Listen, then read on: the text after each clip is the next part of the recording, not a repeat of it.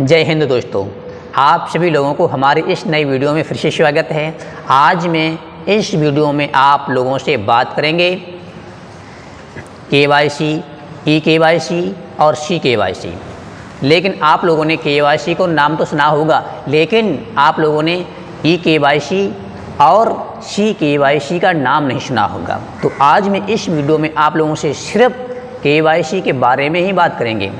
फिर मैं आपको अगली वीडियो बनाएंगे तो उसमें हम आप लोगों को eKYC के बारे में बताएंगे और CKYC के बारे में बताएंगे। लोग बाग KYC क्यों करवाते हैं और बैंकें अपने ग्राहकों से KYC क्यों करवाते हैं, इनका क्या कारण है। ग्राहकों को KYC करानी चाहिए या फिर नहीं करानी चाहिए। KYC कराने से बैंकों को क्या मालूम पड़ता है, क्या उन चीज़ फ़ायदा होता है बैंकों को KYC करवाने के लिए, ये सारी जानकारी मैं आप लोगों को इस वीडियो में देने वाले हैं। चलते हैं, हम करते हैं वीडियो को स्टार्ट और आपको मैं अच्छी तरीके से बारीक से समझाने की कोशिश भी करूंगा। पहली बात, KYC की फुल फॉर्म होती है नाउ योर कस्टमर, यानी अपने ग्राहकों को पहचाने। KYC के जरिए से बैंक और वित्तीय संस्थाओं अपने ग्राहकों को पहचानती हैं और उनके पते की पुष्टि करती हैं, जिससे उनको मालूम पड़े हमारा ग्राहक अभी है फ़िलहाल में या फिर कहीं और गया है। तो मैं अब बताते हैं आप लोगों को, KYC के जरिए से बैंकों को यह पता चलता है असल में उनका ग्राहक वही है या फिर कोई और ग्राहक है, जिससे उनको उनके बारे में, ग्राहक के बारे में पूरी पुष्टि हो जाए, सही जानकारी तक पहुंच जाए। और KYC के जरिए से ही बैंकों को ये भी पता चलता है हमारे ग्राहक द्वारा दी गई जानकारी सही है या फिर कोई गलत जानकारी दी है हमारे ग्राहकों ने। बैंक इससे मतलब KYC से पता करते हैं ये चीज़ें।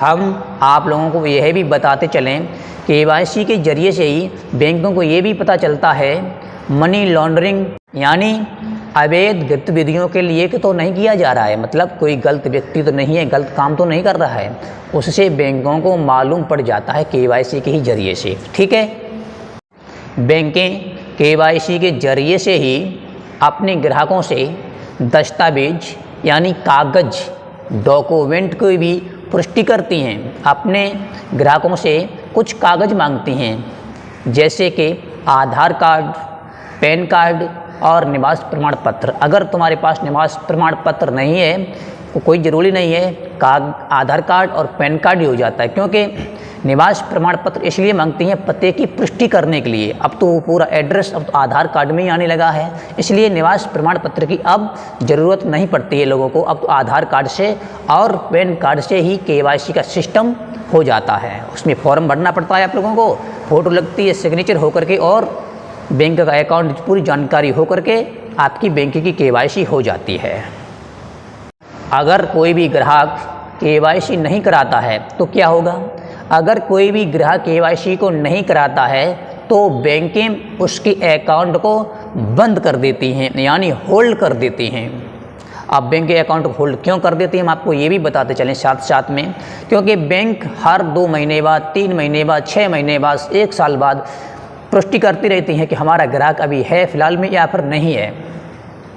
अगर आप लोग 6 महीने तक बैंक में अपने अकाउंट से लेन देन नहीं करेंगे तो बैंकें ये समझती हैं शायद हमारा ग्राहक इस दुनिया में नहीं रहा है, बुरा मत मानना। तो वो क्या करती है, वो अपने अकाउंट को, आपके अकाउंट को होल्ड कर देती हैं, यानी बंद कर देती हैं। अगर आप लोग लेन देन करते रहेंगे तो बैंकों को मालूम पड़ता रहता है, कि हमारा ग्राहक है।